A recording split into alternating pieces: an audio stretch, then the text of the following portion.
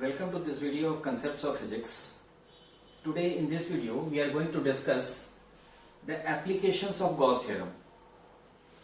You have already studied Gauss Theorem, you have proved the Gauss Theorem, and now we are going to utilize Gauss Theorem in calculation of electric field intensity in various different situations.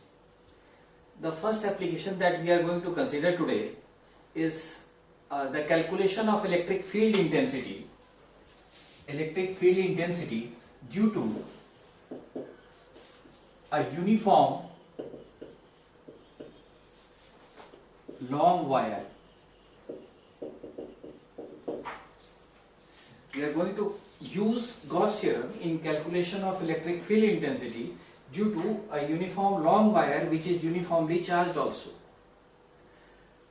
Now this is not a point object, or this is not a point charge, so for the calculation of electric field intensity we require the application of Gauss theorem. Okay. See, let us consider a long straight wire. This is uniformly charged. Okay. At a distance r from it, we are interested in calculating the electric field intensity at this point.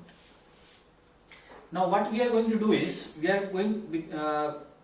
as you remember, the Gauss theorem is applicable for a closed surface, and that surface can be imaginary also. So here we are going to construct an imaginary closed surface in the form of a cylinder.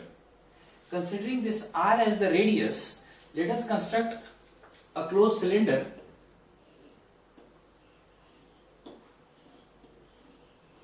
of length, let us say h. Within this length, a portion of wire is there of length h. Let us say the charge inside is q only.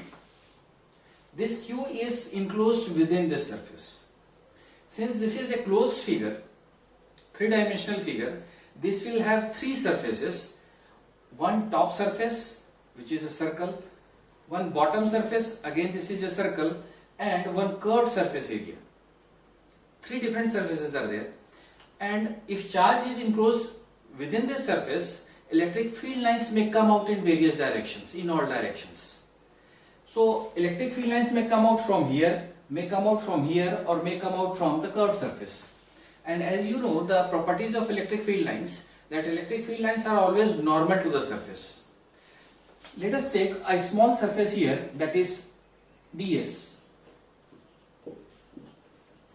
ds is a small surface area here. At this point, due to this charge, electric field intensity will be away. This electric field intensity is due to the top surface. Similarly, here if you consider a surface area ds, electric field intensity will be in this direction, that is due to bottom. Again, consider a small surface area here, so ds is normal to this. At the same time, electric field intensity due to curved surface will also have the same direction. Now we are going to apply Gauss theorem here. What Gauss theorem says, total electric flux from this surface and this surface, all the three electric flux are going to be combined together. Total electric flux coming out from a closed hypothetical surface is going to be Q. Three electric fields are there: E of top, E bottom, and E of curved surface. What Gauss theorem says, the surface integral, that is E dot ds for the top surface, E dot ds for the bottom surface, and E dot ds for the curved surface is going to be Q upon epsilon naught.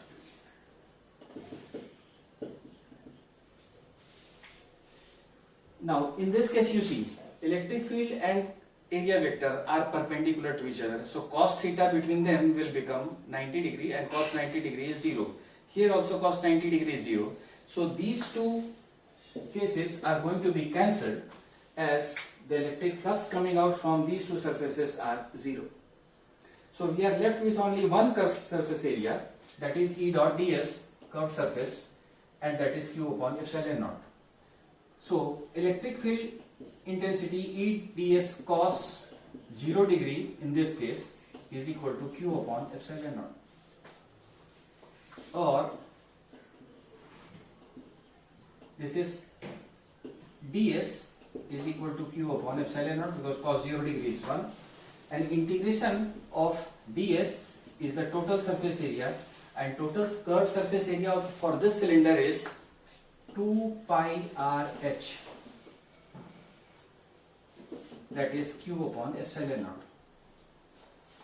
Now, according to the concept of linear charge density, the total charge q per unit length h is going to be linear charge density. This is linear charge density lambda q upon h. So what is q here? Q is lambda into h.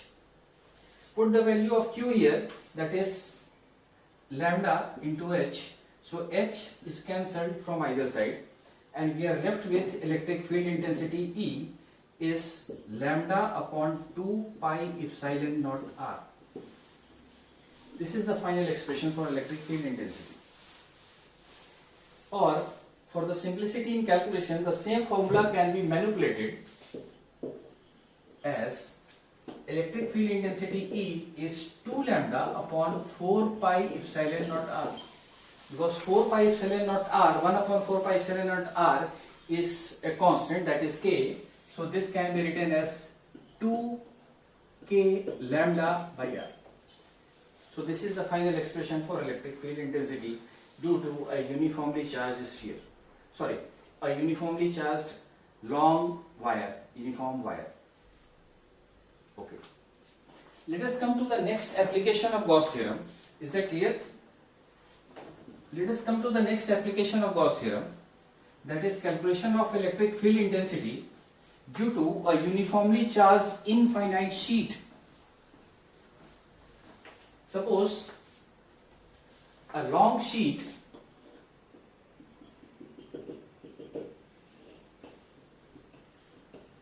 this is uniformly charged.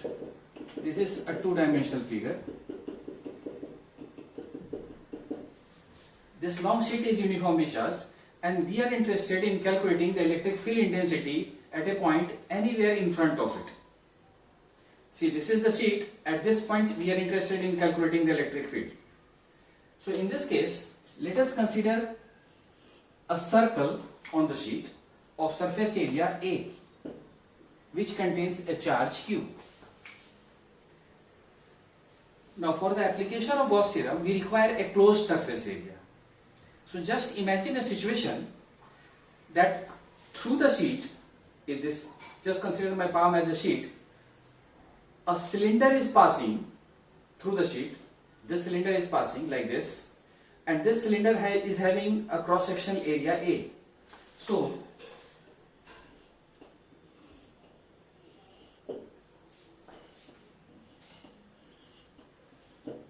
this is a cylinder passing through the sheet. Here consider a small surface area ds. Due to this charge q, electric field intensity will also be away from it, so in the same direction. Similarly here also, ds will have this direction, a small surface area, and electric field intensity will also be here. Because sheet is uniformly charged from either side. Charges are here, so electric field will be here. Charges are here this side, so electric field will be this side. So this is the situation. Now by applying the Gauss theorem, what you see, electric field intensity E dot ds, this is for the first surface, this is for the second surface. So this is 1, and electric field intensity dot ds for the second surface, this total will be equal to q by epsilon.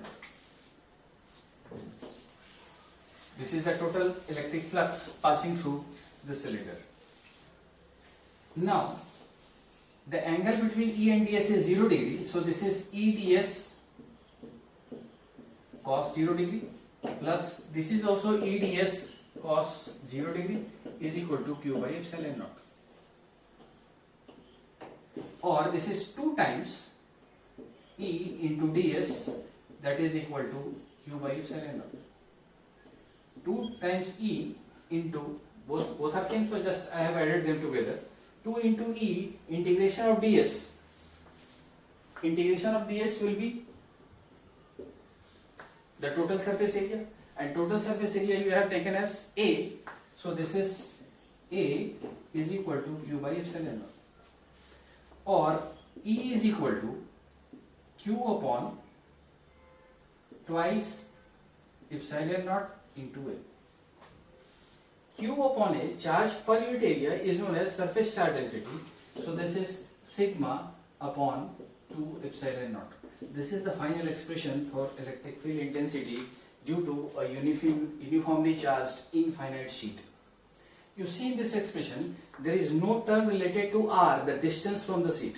So whatever may be the position from the sheet, the electric field intensity is going to be same everywhere if the sheet is uniformly charged and it is of infinite size. Is that clear? Now this was the second application. Now come to the third application, that is calculation of electric field intensity due to a uniformly charged sphere. First case was a uniformly charged wire, second case was a uniformly charged sheet, and third case is a uniformly charged sphere. We will have three different situations in this case. The first situation says, at a point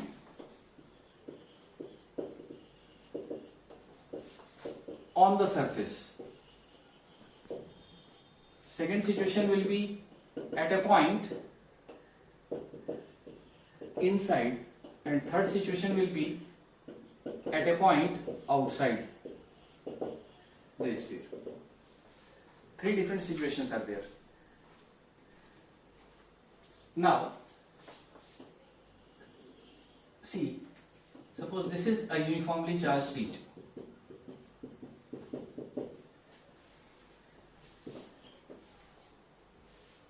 At this point, this is the center, R is the radius. Let us represent this by capital R. R is the radius of the sphere. The total charge is Q. If you are going to consider a point outside the sphere, considering this distance as small r, imagine a three-dimensional sphere considering small r as the radius. This is going to be a closed figure, and now Gauss theorem is applicable here. If you talk of a small surface area, ds is here, electric field intensity will be here, both are having the same direction. So if you apply the Gauss theorem, it says E dot ds is equal to Q by epsilon naught. The total charge Q is inside the sphere, so this is E ds cos 0 degree is Q by epsilon naught, or E ds is 4 pi r square, that is Q by epsilon naught, or E is equal to Q by 4 pi epsilon naught into r square. Now see, this is the formula for electric field intensity due to a point charge. Consider a situation if a point charge Q is situated here at a distance r from it, the electric field intensity will have the same expression. So electric field intensity for a uniformly charged sphere is having the same expression as that in case of a point charge. So now you can say that this uniformly charged sphere behaves like a point charge, as if the total charge is concentrated at the center. So whether it is a closed surface, a solid sphere, charges are on the surface, then also it will behave like a point charge, as if the total charge is situated at the center. Come to the second situation. If the charge sphere is like this, uniformly charged Q, and at a distance r from the center, you want to calculate the electric field. Now consider the Gaussian surface or the hypothetical surface is just surrounding this sphere, just covering this sphere, and this sphere is also having the radius r. Means in this case Gaussian surface and this surface both are coinciding each other. So ds and electric field both will have the same directions. In that case, if you apply this formula, Gauss theorem again, only difference will be the small r is going to be replaced by capital R, and electric field intensity will be 1 upon 4 pi epsilon naught q by capital R. Again this behaves like a point charge, because this is the expression for a point charge. Now the third situation is, if you consider a point inside the sphere, the charges are here, and you want to calculate electric field intensity at this place. So in this case, if you apply the Gauss theorem, this is your Gaussian surface, and no charge is enclosed within the surface because charges are outside the sphere.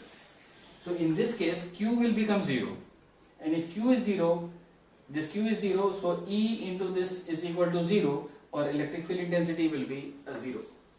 So electric field intensity inside a charged sphere is 0. This proves that electric field lines can never pass through a conductor. There is no electric field lines inside, and electric field lines are not there, it means electric field is not there. This was the concept used in the explanation of electrostatic shielding. If a sphere is completely charged, there is no electric field inside. So in case of a point taken inside the sphere, a charged sphere, the electric field intensity will be 0. That's all for today's video. Thank you very much.